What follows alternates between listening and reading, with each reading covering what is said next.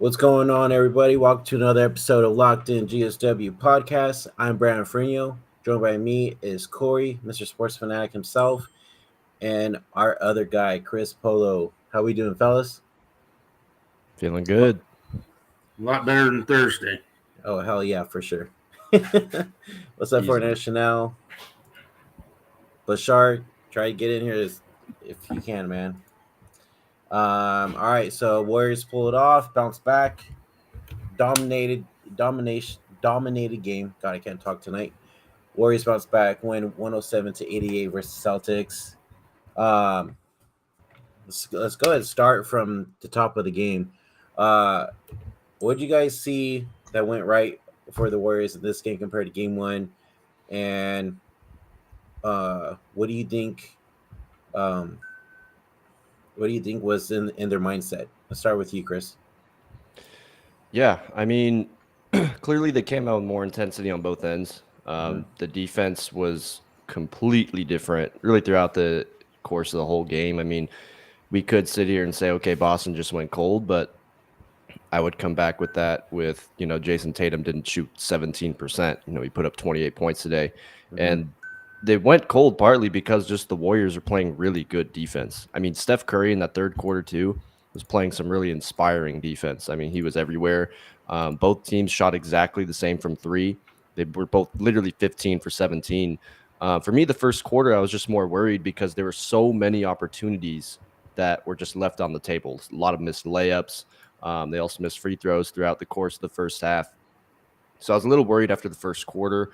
Obviously, in the first half, it was just pretty tight in general, but the consistency on defense and just guys looked more engaged. I really love that they really rolled with Gary Payton tonight. He's a defensive weapon. He makes things happen, his energy that he plays with.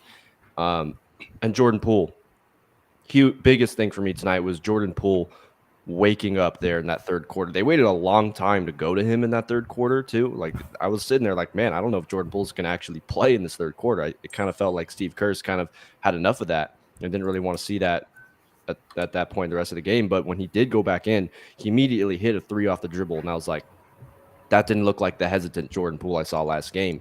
And then they obviously closed it out with a 39-foot three-pointer to end the third quarter. And I just knew just from an energy standpoint, like that is the Jordan Poole we knew all season long. And he got 17 tonight. And that's all he needs to do. He doesn't need to go off for like 25, 30-point games. If he's giving them 17, 18 off the bench, it's going to be really tough to stop them because Golden State, obviously, they're kind of relying on Steph Curry a little too much. I need to see Klay step into that second option. I need to see him hitting those shots, not forcing the issue. But if Jordan Poole's on and Steph Curry's doing what he's doing, going to be averaging 30 the rest of the series probably, plus that defense, it's going to be really tough to stop. And also, Draymond Green only took 3 shots tonight, not 12. That was a big one. And he's had a better game offensively. Yeah. Corey, you want to piggyback off of that? I can piggyback. I missed the first quarter. I was driving home, long day at work, but I ended up seeing the heroics. From what I was listening to, very sloppy first quarter. Boston comes out on a pretty good run there to start. But second quarter, the Warriors started kind of getting their mojo back. Actually, by the end of the first quarter, they got their mojo back. I think they were up by 31-30 or something at the end of one. Shot selection was better. I was actually thinking of what you were saying from Thursday there, Chris. Draymond did take the 1-3 that looked kind of ugly, but the shot selection much better. The Warriors were being more aggressive with the driving. They weren't just reliant on the outside shooting tonight, which I thought was very key. And they got a lot of the Celtics in foul trouble. I know a handful of them ended up getting a couple fouls there before the half. The Warriors got in the bonus. I think they missed a couple free throws throughout the game, but for the most part, very, very solid. But as I mentioned after the game one loss, you got to put Boston on the heels, got to put pressure on them, drive at them. It seems like they're still a little tentative trying to take it all the way down because of the length of Boston. But I think the game plan was much better. a lot of open threes, penetration, pick and pop, a lot of pick and rolls in there. Just a good game all around, except maybe the first 6 minutes of the game. Yeah, I want to go ahead and talk about the missed layups, especially in the first half. Uh, especially easy layups on top of that. What do you think went wrong there, and how did they fix it coming out in the second half? Let's start with you first, Corey. Again, I think the majority of those happened in the first quarter, so I didn't see a lot of it. But my guess was just, oh my God, I'm so open. They just kind of go up, and every once in a while you're just sort of stuck a little too hard. It's all at the touch. And that's what makes Steph Curry, over his career just so deadly. Those little finger rolls and little flicks with the wrist, the English off the glass, makes really, really, really hard shots look extremely easy. But it was a lot of open. The ball movement was there. I think Van Gundy mentioned something where they went a lot more ISO, which I don't like as much. I like the ball movement a little bit more, but when they were getting into transition, I still think they need to push the ball down on fast breaks and be able to have easy layups. They dribble it up and then they just kind of wait for the rest of the team to come in. They got to be more aggressive on that. But with the layup thing, sometimes it's just touch a little hard. It shouldn't happen. Just like free throws. I mean, going through the playoffs, how many free throws have they missed? Steph Curry, Jordan Poole.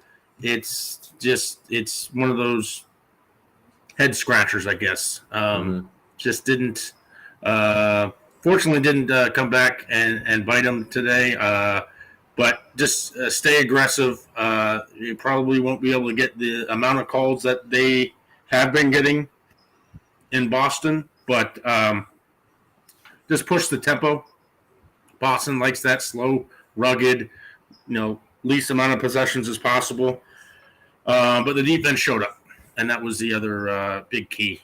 They just really locked down, and Boston's going to have to figure out a way to get your 5-6 guys in double figures in here to, I think, win this series. So Warriors are in pretty good shape now. They got to go back Wednesday and Friday and take, I think, at least one of these two to at least tie it to come back to San Francisco for Game 5 next Monday. Yeah, Chris, you have anything to add? I think maybe part of it, because the beginning of the game, they looked really tight. Like they were getting off to a pretty bad start.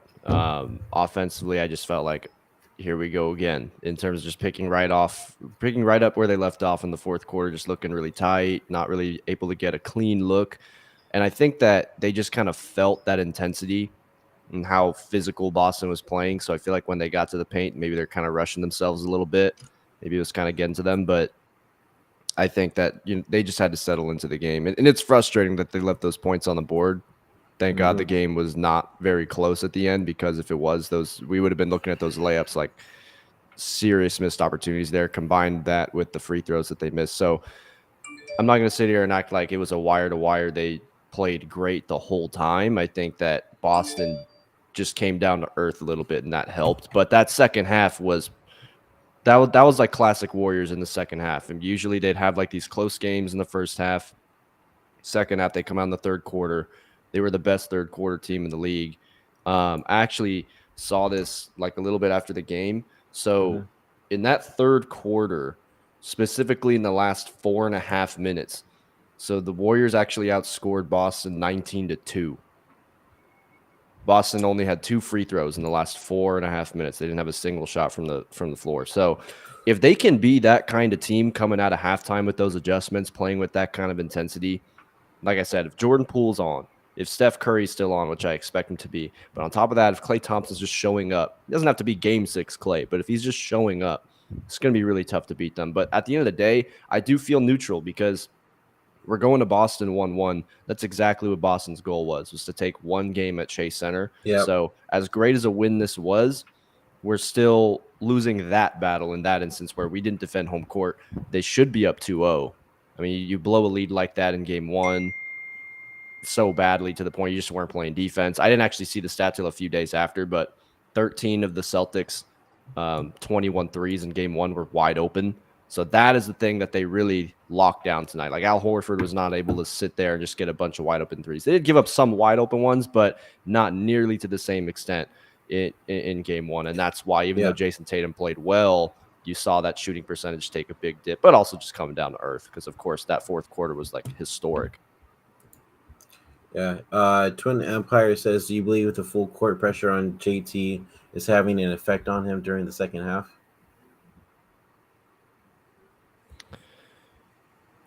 Probably. I mean, that's the thing, is there's actually a play where Jason Tatum came off a screen and got a three pretty easily at the top of the key. And you could see Steve Kerr, I forgot who it was that was playing on the screen, but he was saying that you got to come up on that. And that's been one thing I think they've been so worried about getting blown by, because they've been getting blown by a lot. And we saw that especially earlier in the game today. It just looked like off the dribble was way too easy for Boston. I think they've been more worried about that than in their heads not really closing out on these shooters. But the thing is, Jason Tatum, to me, I still think he's going to have better games than this. Like, it got to a point where I thought Jason Tatum was going to drop 40 points tonight. He was on. I think he started like 5 of 6 from 3 or something like that. So, yeah, it probably played a factor. I think the main thing is just that people do forget the Warriors were the best defensive team in the NBA before Draymond got hurt. So you do see the two best defenses in the league. But I think the Warriors might have finished second. And the fact that they finished that high when Draymond missed that many games, like, that speaks volumes to how great defensively this team is. And also, Gary Payton actually played tonight, didn't play last game. So I think Jason Tatum's still going to have better games. I think Jaylen Brown started out very well as well. The problems for Boston today were their turnovers. I can't remember how many points we got off. I think we got 18 points off turnovers tonight. We won the game by 19, so they practically did give the game away in that aspect, because it's not like they're just throwing the ball out of bounds. They were, I don't remember how many steals. The Warriors have like 15 steals, so they're live ball turnovers. So, but I mean, you also got to give credit to Golden State for actually taking advantage. But yeah, 15 steals, like that's a difference, and it's kind of similar to game 2 of the Memphis series, when I was telling people that even though the Warriors shot so bad in that game, they had, I think it was like 18 turnovers, something like that, and 12 of them were steals for Memphis.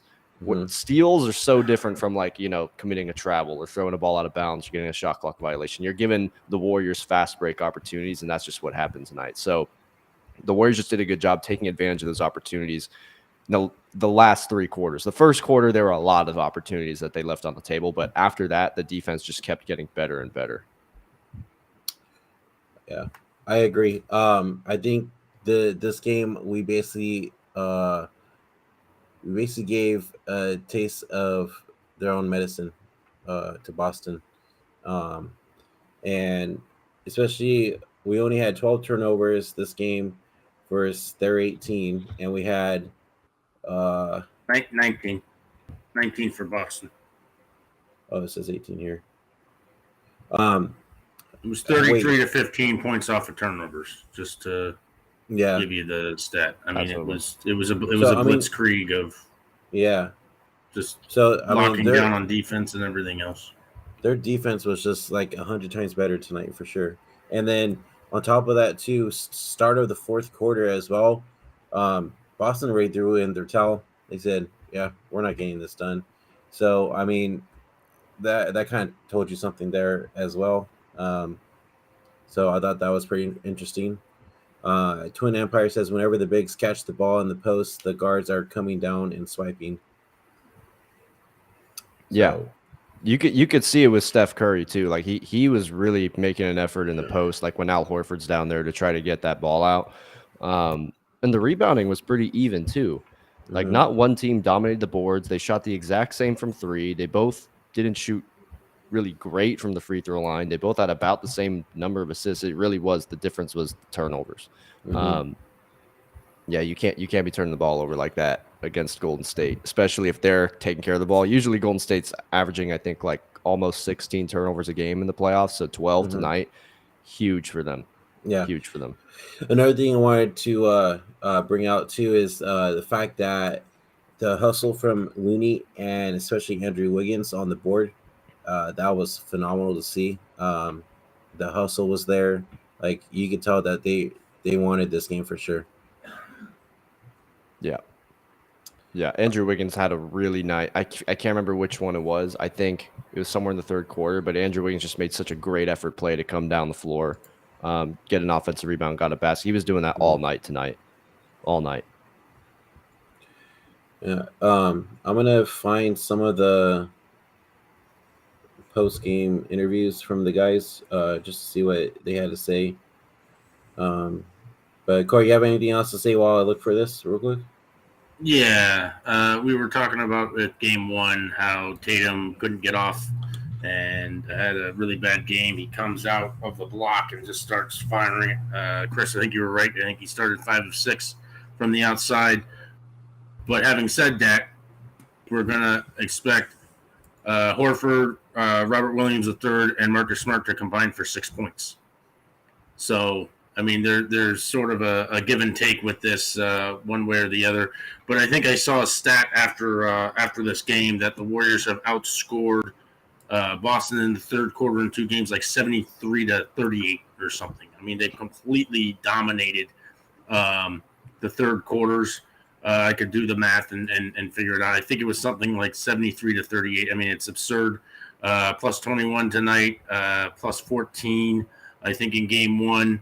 The difference was you saw Udoka pull the starters, I think, 2 minutes into the fourth and just said, okay, yeah, we don't have the energy, or we don't, he pretty much conceded pretty much right at the start of the fourth quarter, down 25 or whatever the deficit was. But, I mean, I've said this before. Third quarter is the Warriors' quarter. I mean, yeah, okay, lollygagging. It's a close game at halftime. You blink, end of the third quarter, they're down 20. I mean, it's just transition, open threes, lockdown defense. They bury you in those 12 minutes coming out of halftime. So I think part of that is just the rest and being able to kind of figure various things out. But I think it's Steve Kerr. I think Steve Kerr has a lot to do with second half adjustments and being able to make the right maneuvers into that third quarter. So by the time their opponents realize it's already too late. Now, game one, a little anomaly there that just 15-22 or 15-23 will never happen again. You will never see a team shoot lights out like that coming back from, I can't even remember, 18 points or whatever the deficit was in game one. The Warriors had them on the ropes, let them off. I think they were up by 12 going into the fourth, and before they knew it, they couldn't hit a shot. But they held Boston to like 14 points in the third quarter tonight, and that was just huge. So they just have to go back to the drawing board, make a few adjustments. Obviously, work on the layups there, and just hitting open shots. I mean, it's not even just the layups. There was a handful of open shots tonight that should have gone in. I know Wiggins, I think there late in the first half, had a three from the left wing that was about halfway in and popped back out. But with Gary Payton II now, I mean, he's back. This defense is as good as any defense I've seen in a lot of years. And when you have a team like Boston that is literally 7 deep, maybe 8 deep, you have to tire them out as best you can because they don't have the bench to be able to come in and be able to hold a lead or stay, the deficit not get too out of hand. So it's just control the pace and be able to keep putting pressure on Boston, especially in games 3 and 4. Yeah, and I knew that the intensity, honestly, was going to be different from the very first possession of the game because Al Horford had the ball at the top of the key. Draymond was guarding him, and he just grabbed the ball, tried to rip it out of his hands, and force a jump ball. Once Draymond did that, I could tell, okay, there's a difference level in energy immediately compared to what I saw from Draymond in the first game. So I think they did a really good job of responding from a loss. I think that kind of actually put them in focus. Like, we got punked in game one. We can't let that happen. And you can clearly see the intensity that they played with, especially from Steph Curry. I'm like in awe of the way Steph Curry played on defense in that third quarter. Like he was just everywhere. If they carry that into Boston, like Boston, I think Twin was saying it in here earlier. They've not particularly been great in terms of defending home court. And if Clay starts hitting shots, like I don't think Clay's going to be shooting this bad. I think the issue with Clay, a lot of it is it's going to be hard for him to get those open looks because he is more of an off the catch type of guy, and this is a really good defensive team, and they're sticking onto him. But even then, he's still getting shots up. At some point, those are going to start falling because Klay Thompson's one of the best shooters to ever play the game. So at some point, it's going to fall. So I think you have to come back 3-1.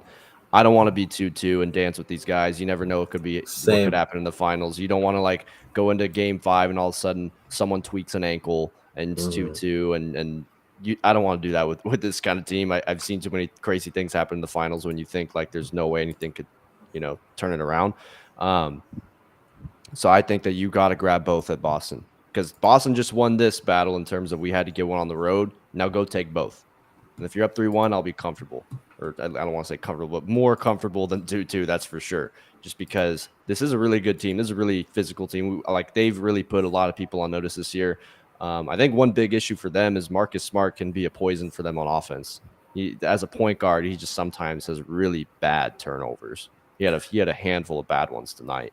Yeah, he boneheaded decisions as well. I mean, it's not just the turnovers. And he only finished the game with 2 points too tonight. So. 2 points. Robert Williams, the second 2 points. Al Horford, 2 points. That won't happen again.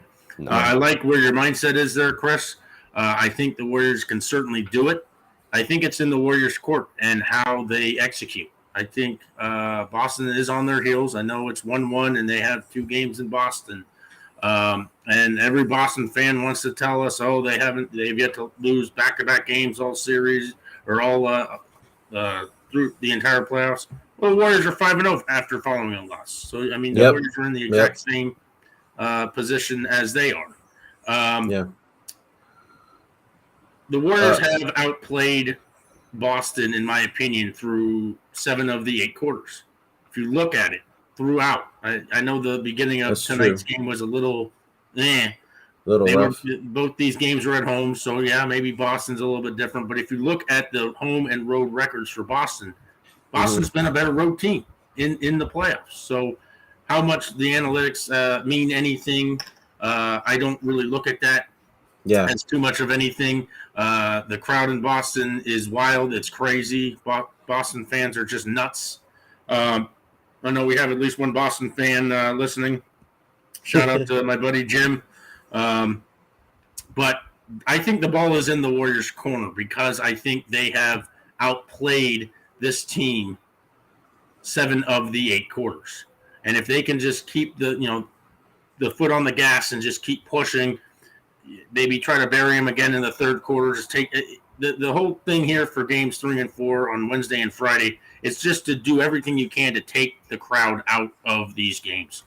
The players at home feed off the energy of the crowd and what have you. But if the Warriors can just come out, keep it relatively close by halftime in game 3, and then just do what you've done in the first 2 games, I don't know what Boston has for an answer.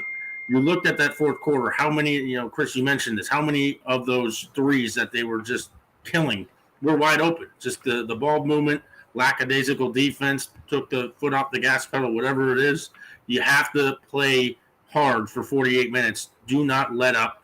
Don't, you have your opponent, by the throat. You don't let them gasp for air. You just you keep in there. You suffocate them. You do everything you can. The Warriors have the scoring. They have the depth. They have the defense that can lock you down. That was proven big time tonight, especially from quarters 2 and 3. They were there. And for Boston to win this, they're going to need Tatum to play on his head, Brown to play on his head, Marcus Smart to not make as many stupid, dumb turnovers, and they need a few of those role players, White and maybe what's the other Williams there to really come on. Grant Williams, thank you, to really play well. They need 5 guys in double figures every game to win, and that's really the long and the short of it. The Warriors can play this 9-10 deep all day long. Now you have Peyton the second back. Otto Porter, monster game, plus 28 or whatever it was. Yep. Just played out of his mind. They can do that on a game-to-game basis.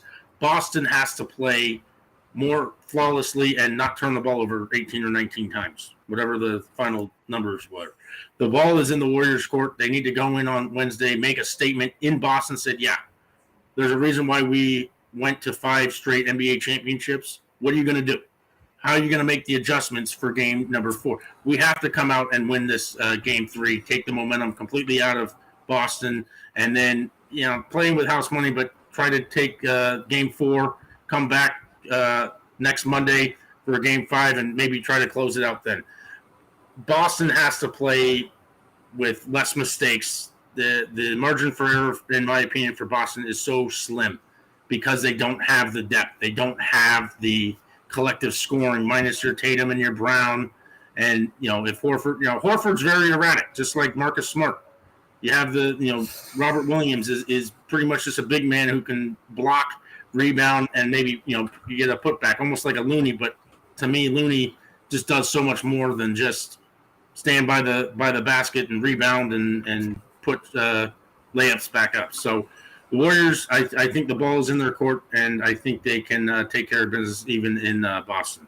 Should be interesting, though. Because it kind of reminded me, the Celtics today of, now they shot worse, I think, but it reminded me a little bit of the game that they had against Miami.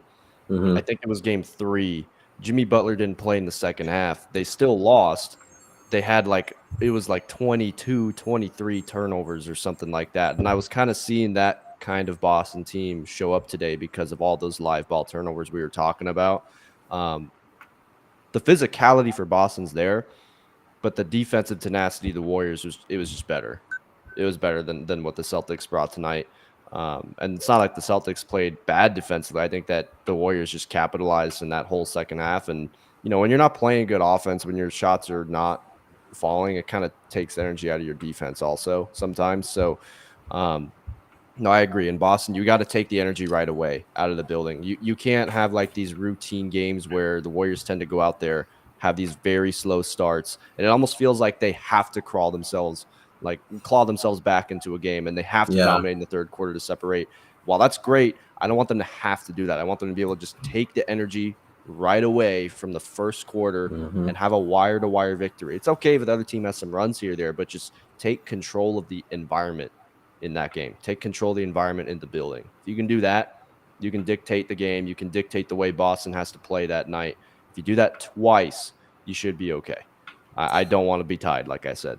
I'm going to use a boxing analogy here real quick. You have some fighters who kind of take the first couple rounds to just kind of gauge the opponent, get the timing down, figure out the tendencies. And it just seems like the Warriors pretty much throughout the playoffs. I mean, not even just the finals. You just look. They've had really slow starts. If they just come out, blitz them, 12-2, 13-4, whatever it is, just take the energy out of Boston, the crowd especially, just out, take the wind out of their sails. Come out, blitz them, and try to have Boston just have to use all their energy just to try to start coming back. These slow starts are just starting to get a little crazy. The Warriors are big, are smart enough, have the experience to be able to just come out and say, okay, lock down on defense right away. Boston does so much switching. I don't think it shouldn't affect the Warriors that much because they have such good defenders pretty much from top to bottom. Curry, you mentioned it, Chris, unbelievably spectacular defensively. Even on the other side, I mean, it was just incredible. He's just staying in front of the man. He was there to, be ready to draw a charge if a guy got a little aggressive trying to drive down the paint, that sort of thing. But take the wind out of the sails early and have Boston play on their heels from start to finish. That's ideal. Hit shots, move the ball around. I'd like to see more ball movement. And I keep saying this, but keep pushing the pace. You have a lot of big men there. Robert Williams can't run up and down the court like a Clay or a Poole or even an Otto Porter. The Warriors are a very quick team. They can get out and run. They just need to use that to their advantage and have Udoka try to start calling timeouts just to give the players on the court time to rest. Because if the Warriors can start running back and forth,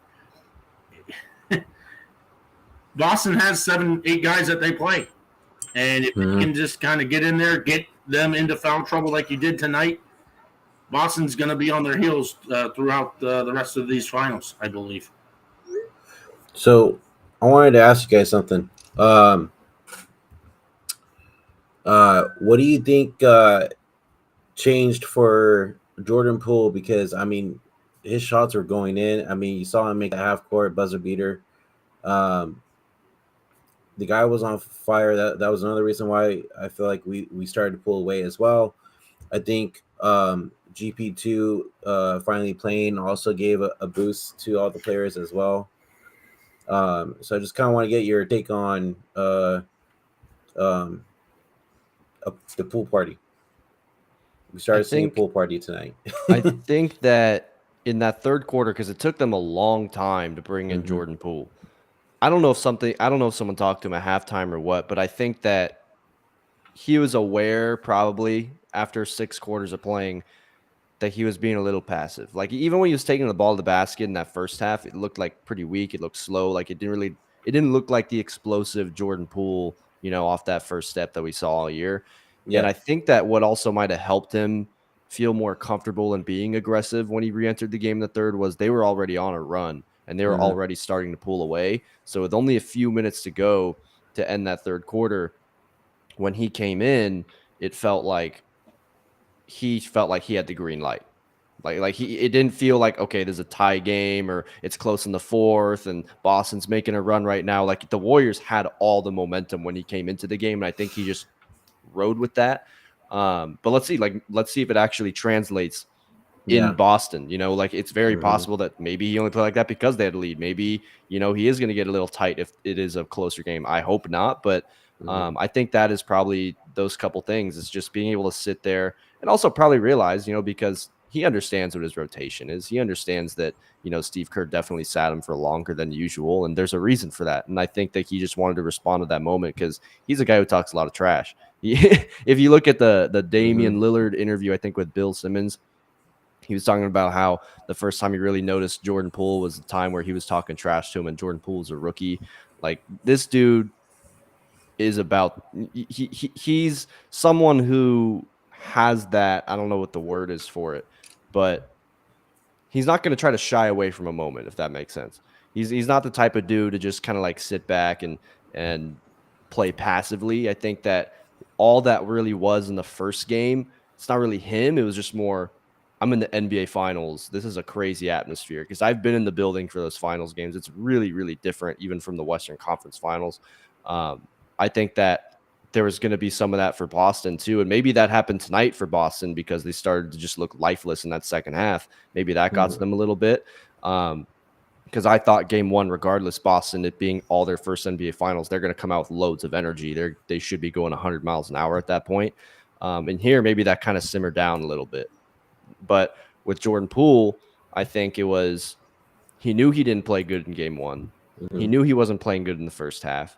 And he understood, okay, now I have a little more comfortability here in terms of where my team is at. I'm going to take this step back three. I'm going to take the ball up to end this half, and I'm going to take this 39-foot three-pointer.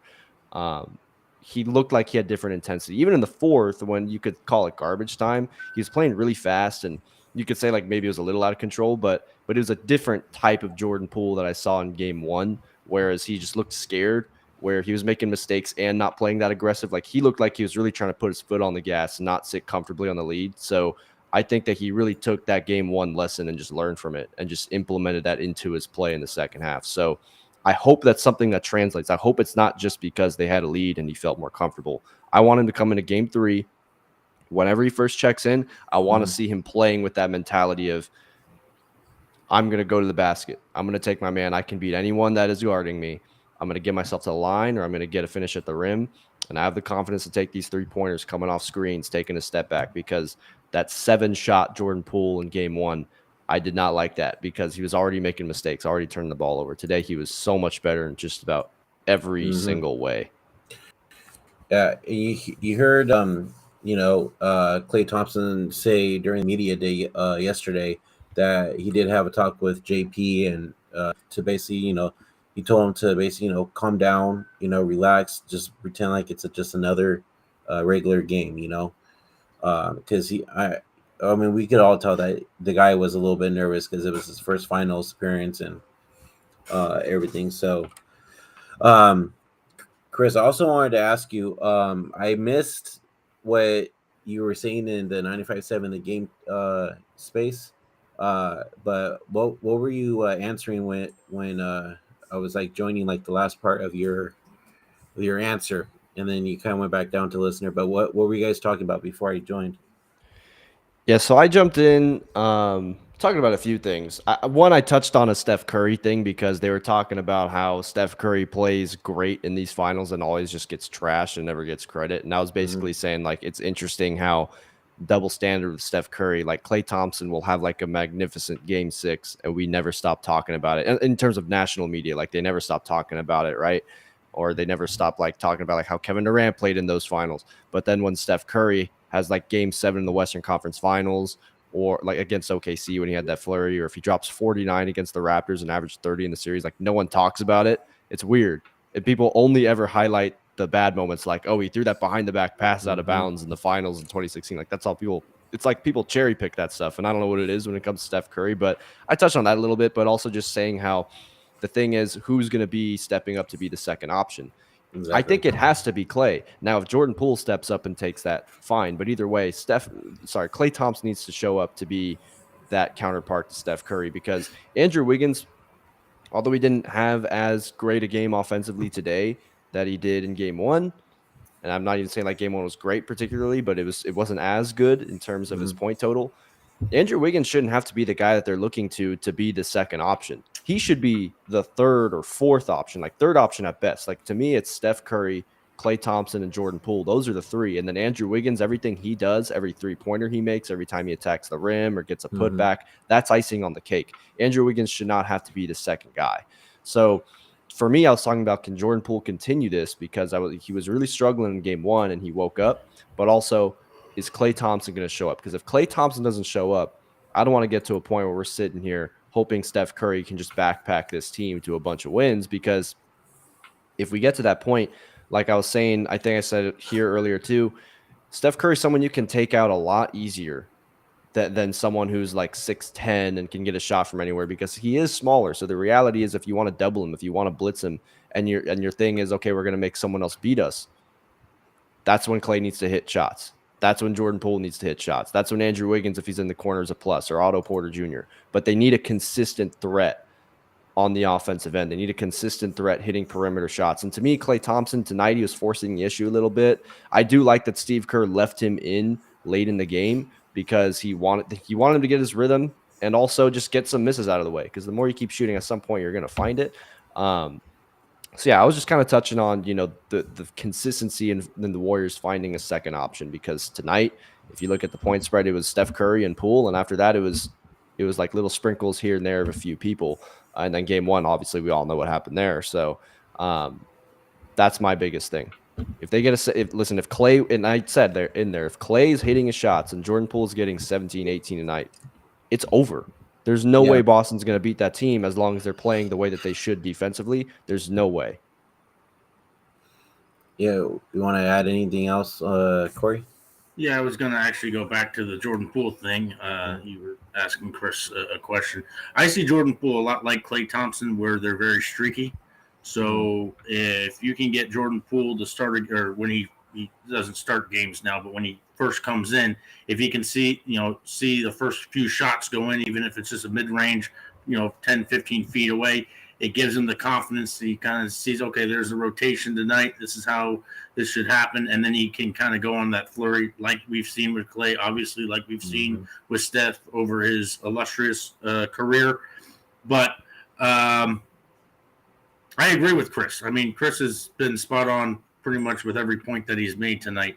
If Klay can even be 75% of what we're used to seeing, where you can just drop your 15 or 20 points a night play, the lockdown defense. I know he doesn't have that lateral movement like he did before the injury. Boston's going to be in more trouble than they already are. It's just the harsh reality. The defense has been there, and you're going to get to that point where, you can double Steph, but then you're going to be leaving Clay and Poole and maybe an Otto Porter or Andrew Wiggins open, and it's their job to just be able to hit those open shots. It doesn't have to be from the 24 feet. It can just be little mid-ranges, backdoor cuts. But, exactly what Chris said. Get Clay going a little bit more. Get his 15, 20 points a night. And then, get your contributions from hopefully Poole can kind of get this as a confidence booster going into game 3 and 4. I love what I see at Otto Porter. Gary Payton put on some really good minutes coming back.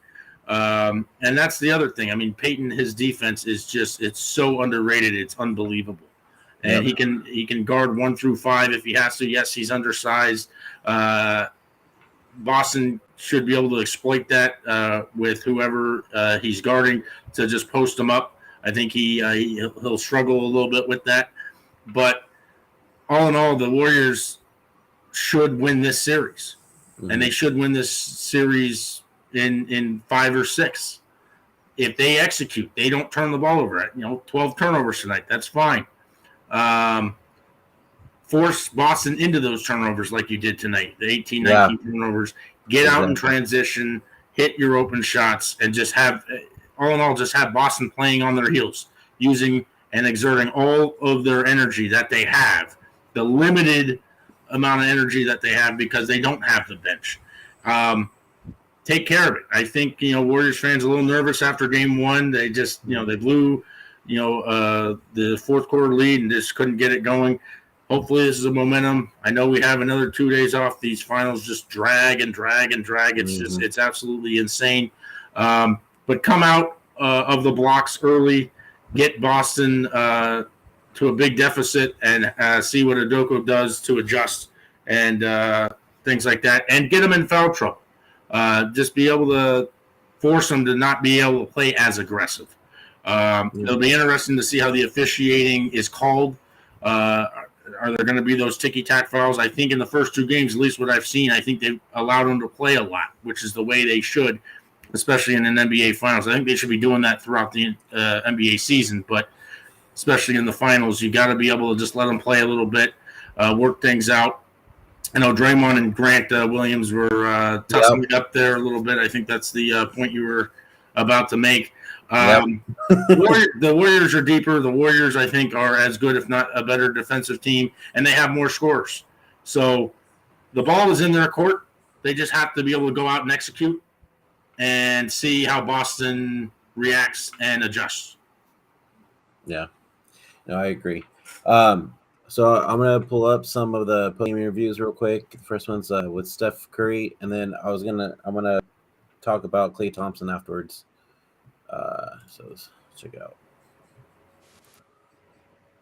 Boom. I mean, it's always been a point of emphasis in terms of trying to win ball games and do your job. Over the course of my career, it's been a physical development that's happened over time that obviously helps. A lot of work that's gone into that. But at the end of the day, from my rookie year to now, it's always been about effort and just a care factor, overcoming physical limitations or with matchups or whatever it is. If you try hard, good things will happen, and you'll continue to get better. So it's always been a point of emphasis. Howard on the just right. Better at it now. I mean, it's always been. Against a good team, they're not going to waver. They're going to continue to play their game, whether it's going their way or not. Last game, it was the same thing. Like, I thought we were playing great and we didn't create much separation. Then we did. Difference was we gave it back. Tonight we didn't want to give it back, but ultimately, we always talk about playing 48 minutes, and if we do that, we feel like they'll break at some point, not just them, just over the course of a season. If we can put a good 48 minutes together, you trust in that work, and hopefully they'll break, and we were able to pull ahead tonight. Sam. Yeah, I mean, ultimately, you know, when you're playing against trying to do that to him for years. You know, it's not his first time where guy tried to beat up on him and be physical with him, and you know, we kind of know how to play against that. Just got to execute. I think we did a good job of screening for him and getting him open looks. He did a great job of drawing the crowd and getting off the ball, and I was able to convert off around the rim off some assists from Steph. So, you know, guys are gonna try to be physical with him, but you know, he's been used to it. He's a lot stronger than he used to be. He's been making shots. You know, he knows that sometimes he's gonna have to sacrifice. You know, not get as many looks sometimes to find us, and I think he did a good job of balancing out today.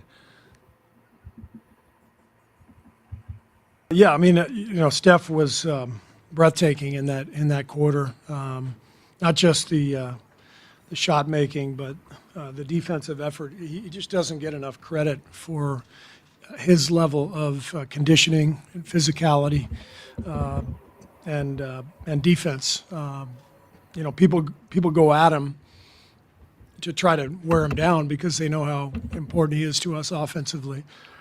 And it's pretty dramatic, the difference in Steph's strength and physicality and his body now than from, you know, 8 years ago when I first got here. So the guy's amazing. He just keeps working on his game, his strength, his conditioning year after year. And it's a pleasure to watch him play every night.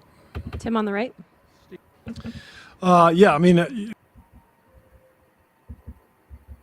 we knew our backs were against the wall. We couldn't go into Boston being down 2-0, so he lit the fire under us. And as this whole season, he lit it and everybody else follows. And tonight was one of those big nights that everybody responded. Absolutely.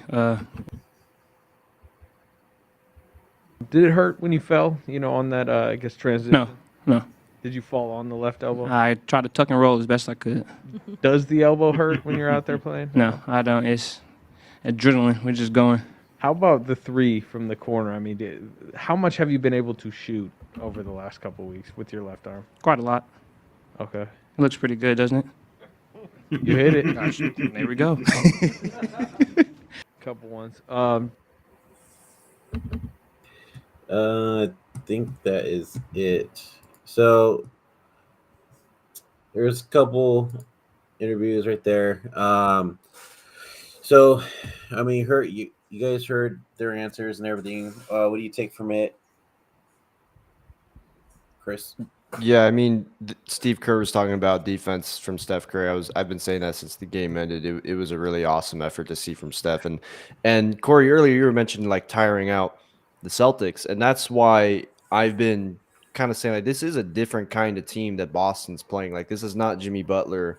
This is not, you know, the Brooklyn Nets team that's really like ISO heavy. This is a team that's going to be constantly moving around. Steph Curry moves the most off the ball in the entire league. He's one of the most conditioned athletes in the world.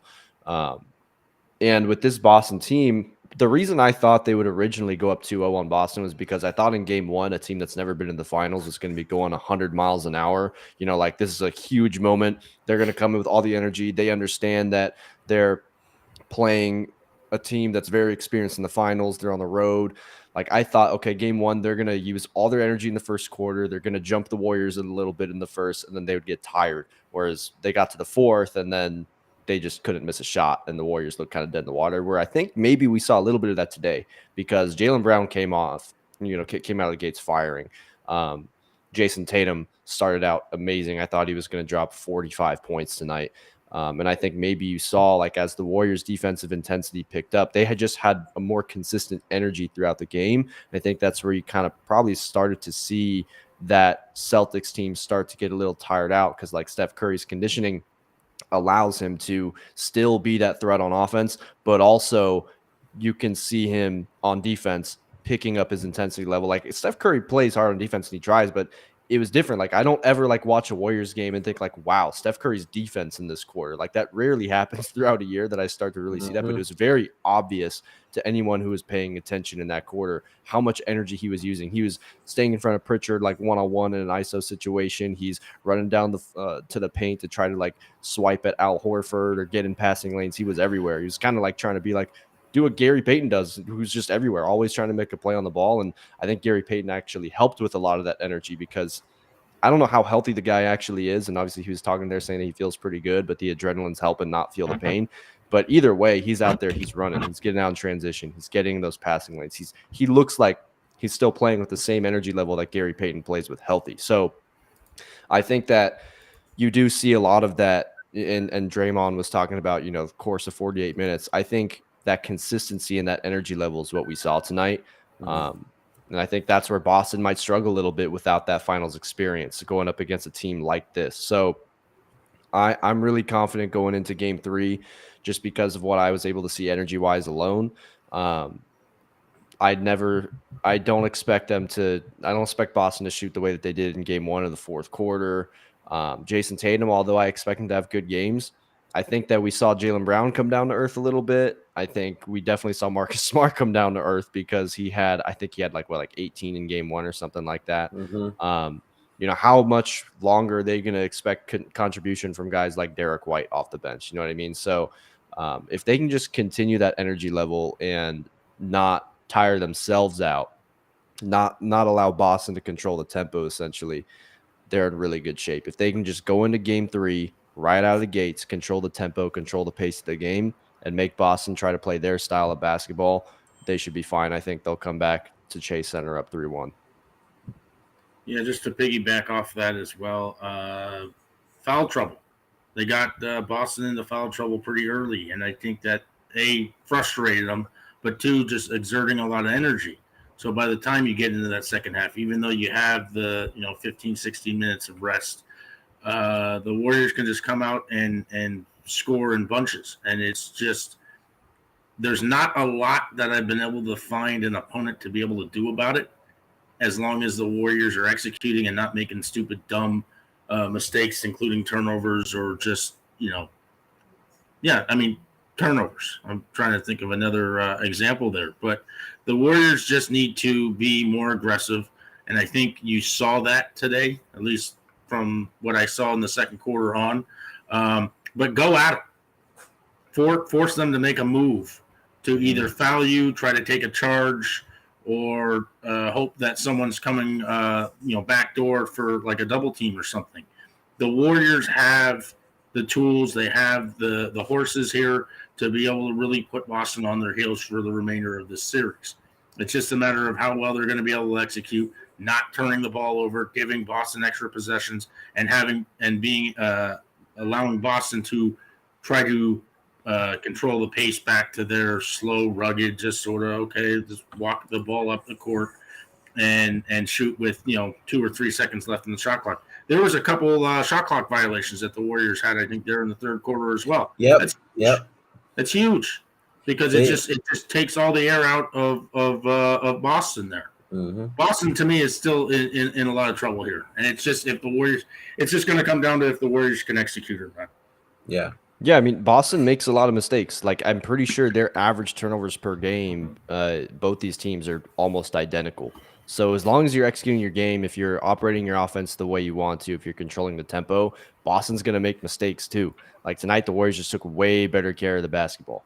So better shot selection as well. Yeah, you can expect Boston to make some mistakes. Like that's why I pointed to that game in Miami, or I don't remember if it was in Miami, but it was against Miami when Jimmy Butler wasn't in the game in the second half. The 23 turnovers, like they should have won that game against Miami. They lost by like 6 points. But if you have 23 turnovers, I don't care what team you're playing. You're just going to give NBA players, the best players in the world, a chance to beat you. So, you know what I mean? Just execute. Just operate your offense the way you want to. And I think that when it came to that third quarter, we could really see like Steph Curry. He does look different ever since 2019 when it comes to playing in the finals. Now, I'm not saying that he never like played good in the other finals, but it seemed like ever since 2019, like when KD went out, that was the first time he was really like entering like a phase where he's in the prime of his career and he's trying to carry his team in that type of series. Like, remember when he kind of came off that screen?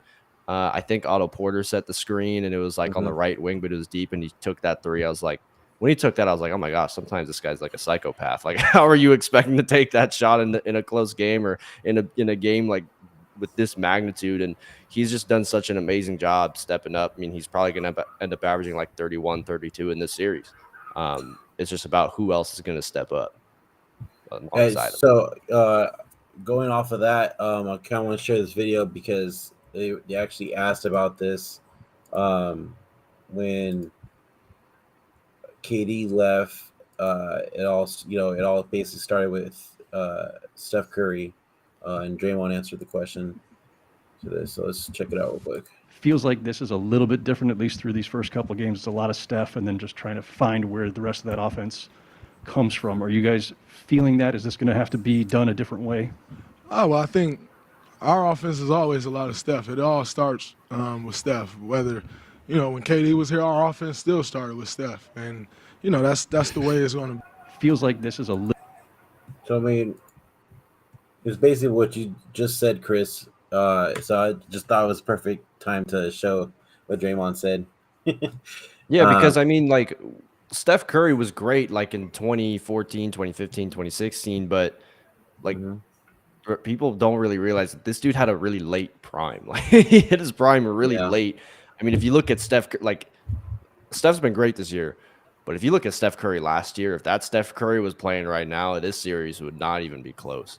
I mean, that dude was averaging almost 40 in the month of April. That, like, he actually did have a better singular season last year than he did in 2016. Like, he's still gotten better for so many years late in his career, like at a time where most guys would probably start declining. There are even times where with Kevin Durant, I think it was the 2018 season, like the beginning of the year, I think Steph Curry was like averaging 30, leading the league in scoring. And people were like, is this dude actually an MVP candidate with Kevin Durant on his team? Because people were starting to have the argument like, wait, this guy averaging this many points with Kevin Durant on his team is actually extremely impressive. So, yeah, I mean, it's great to see. And listen, that's another thing. I really want the Warriors to win the series, and I really want him to get that Finals MVP just to put that to rest so people cannot, like, you can no longer say the Finals MVP argument because, first of all, we know he was robbed in 2015, but you just can't even bring it up now if he has one. You know what I mean? And if you continue to try to bring that up afterwards, then you're just going to make yourself look like an idiot. Especially at the age that he's at now. Yeah. It's 34. So before we end it here, I just kind of want to go over Klay Thompson a little bit.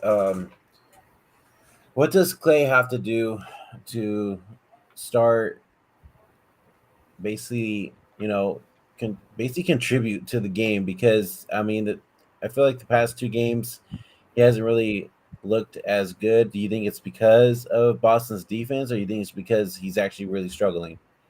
I think it's both. I think it's a little both. I think that Klay he's kind of been a wild card sometimes this year, but I give him some slack because I understand this year was really about him trying to condition himself back into playing basketball.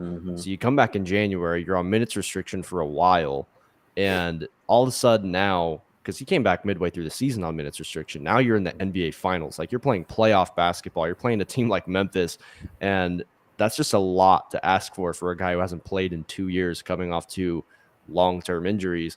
So I think that right now, I think sometimes he does have a bit of a conditioning struggle because sometimes he looks like he's the old Klay on defense, and then sometimes it looks like there's no way he can keep up with the guys. So I think that sometimes that energy level might be a little inconsistent, and that kind of leaves him with whatever he has left on offense. But I think also Boston's defense is playing a part in that and probably tiring him out because of how physical, how tight they're playing. You look at the way that they're even trying to guard Steph Curry. It's really hard for Steph Curry to get some looks sometimes too. And Klay Thompson's not the ball handler either. So it's just going to be tougher in general for him to get looks because he does want to operate more off the ball and getting looks off the catch. I think he just needs to let the game come to him. He's taking a lot of these 1 foot leaning fadeaways from mid range and falling away. And while I understand he can get those shots up, I think that if he just lets possessions operate, lets the ball keep moving around, just make another pass, make another simple pass, and just see if it comes back to you. I think he'll be fine there. He was forcing the issue quite a bit. And I'm talking like before the fourth quarter when they left him in there to get his rhythm. There were some Yeah. shots he was taking. Like remember that one play where Kevon Looney got an offensive rebound near the corner and he gave it out to Clay. They probably had another like 10 seconds on the shot clock or something, but he turns and tries to attempt a three. Like there were times where he was forcing it, and he's just kind of pressing the issue. And he's done that this year too. Like when he was coming back, he was pressing the issue a little bit. Yeah. And I think this is all still Clay getting used to being back playing NBA basketball. I mean, there's a lot of guys in the league this year he's been playing up against that he's never played before that have That's been true. around for a couple of years. Like it was the first time he's played Ja Morant, for instance, like this year. So I think he's trying to reestablish like his place in the league still, which is why next year I look more at Klay Thompson, really start to see where he's at because he'll have a whole off season. He'll be conditioned, ready to go from opening tip off. Whereas right now, this team was getting used to playing together. He was getting used to playing back or getting back to playing basketball this year. So I think that just let the game come to you. You know, like just let it come to you. Like if you look at the 60-point game he had against the Pacers, it was just off-ball movement constantly. He was letting the opportunities come to him, lots of cutting, lots of open shots he was getting. Whereas now, if there's tight defense, don't feel like you have to get a shot up just because you feel like you can hit it. And I understand Klay Thompson. Like I don't ever want to tell the guy, don't shoot. I just don't believe that with guys that are that great of shooters. But there are times where you do have to pick and choose. Like I can take this shot, but there's 14 seconds on the shot clock. I have other good offensive players on the floor with me. Let me make a simple pass and see what happens. You know, just pass and cut again. That's my thing. Corey, want to piggyback off of that? Yeah, just the only thing I want to add is kind of what I said earlier. In when he started the game and he has the ball, just see the first couple shots go in, and I think it's just like I said, he's very streaky, and has that Glenn Rice to him, where he's a great shooter. But he has to see a few go in to kind of, see the rotation, see the form that he's using, and take that and then try to get into that rhythm and get into that game 6 Clay, cliche that we keep referencing back to. But all in all, I think he's just rushing shots. I think he's just trying to get into a rhythm in a way that he doesn't really have to, especially when you have Steph handling the ball, getting double teamed. He's going to be open. It's not like he's going to be trying to shoot over double teams, at least up front. If he starts hitting some shots, maybe they move the emphasis over to him instead of Steph, which just opens a whole new, bag of tricks that the Warriors can play with. Steph is just going to be Steph. As far as I'm concerned, if the Warriors win this series, he's going to be the MVP anyway. But to get Clay going, he just needs to see his first couple of shots go in, even if it's a layup here, a little mid-range here, running floater like we've seen him make this season. Whatever it is, just don't force it. He doesn't need to take the 16, 17 shots that he is to go 4 of 17. He just needs to maybe start small, work 5, 10 feet, move it out to 15 feet, 18 feet, get behind the line. I mean, he had the 3 that he did hit in transition, beautiful, but you got to be able to see more shots go in, get into a rhythm earlier. Warriors are going to be nearly impossible to beat. Yeah, I agree heavily with the layups point. That's why I was mentioning the Pacers 60-point game. You got a lot of layups in that game, just moving off the ball. Yeah. Obviously, finals defense is different, but if they can get him some opportunities on a back cut where they can get him some layups, or maybe even just get him to the free throw line, and you get to watch those fall, that's going to help him just settle back in and just kind of find that stroke again. I mean, either way, he's going to find it again. I hope he finds it quickly. I don't want it to be one of those things where we're like 2-2 and he finally finds it in game 5. I'd rather you find it in game 3 and just take it the rest of the series on the road, because guys that are not the star players, and I'm not saying Clay's not a star, but every shot that non-star players get matters so much more. Like if you're someone who gets like 8 shots a game, a miss is just more crucial, and a make is just that much bigger of an impact. And role players usually play better at home. So I don't know how the role players are going to answer in Boston. I expect them to still show up, but that's where Clay, being that second option, if you can show up, that can cancel out any Like if Otto Porter cools off or something, that'll cancel that out tremendously in a better way. Because if Clay's a guy who's just that threat and he can drop 20, doesn't have to be like 26 or anything like that, but if he can just drop a solid 20, which is what he averaged this year, however he can get it, even if the percentage is a little bit lower. Like Steph's percentage is a little bit, lower right now, but that's because that's just finals defense. Steph Curry's a smaller player. If he can just provide that level of production, they're going to be fine. And then as well, if they could just make their layups more too and score a lot more in the paint. I mean, I know they scored 40 in the paint compared to Boston's 24, but I mean, just like in the last series, they were scoring like 60 in the paint a lot. Yeah. So that's how they were winning their games. So I think if they could go back to like that somehow, I think that will help too, especially in Boston. Yeah, definitely. We're gonna be wrapping up right now. Is there any last thoughts you guys want to put out there before we head out? Just magic number is 30. Try to get to those 30 assists a game. Makes it nearly impossible for any opponent, finals or not, to beat you. Ball movements there. And then, I'm just kind of reiterating here.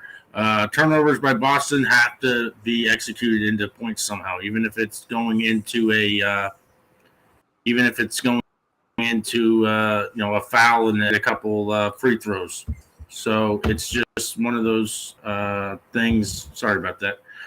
One of those things that they have to just capitalize on mistakes by Boston. Boston's going to force the Warriors into some mistakes. But you look at a handful of those turnovers, it was just lockdown defense.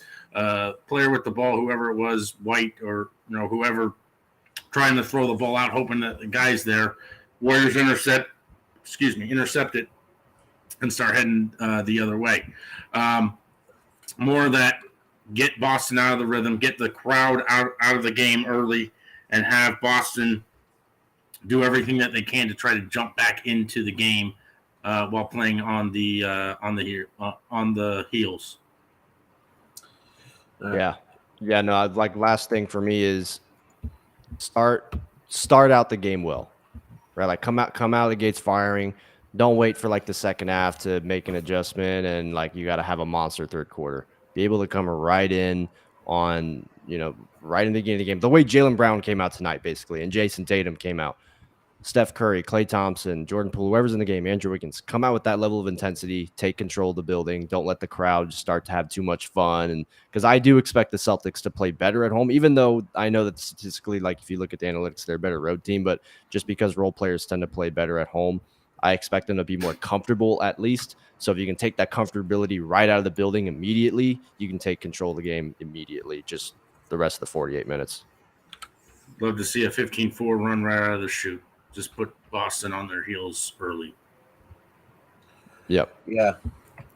So we'll be live again during or not during, but after Game 3 on Wednesday night. I believe it's a 5:30 game. Nope, 6. 6. Is it 6? Oh, 6. okay. Everything is 6 except Sunday. If there's a Game 7, will be 5 o'clock again. No, Okay, 5:30 games. You're getting mixed. You're getting mixed up with the Eastern Conference Final. Gotcha. Okay, so yeah, so we'll be live after the game, and then we'll go from there. If you haven't yet already, go over the formalities real quick. Go over to the YouTube channel, hit that subscribe button. If you haven't yet already, we really appreciate it. Go over to our twitch.tv/LockedInGSW podcast. If you haven't yet already, go over to our Twitter page at GSW_podcast and hit that follow button for all your Dubs news. Instagram, Locked In GSW podcast, spelled all the way out. We are constantly updating that page every single day, especially during the finals. So go ahead and go over there and hit that follow button on there.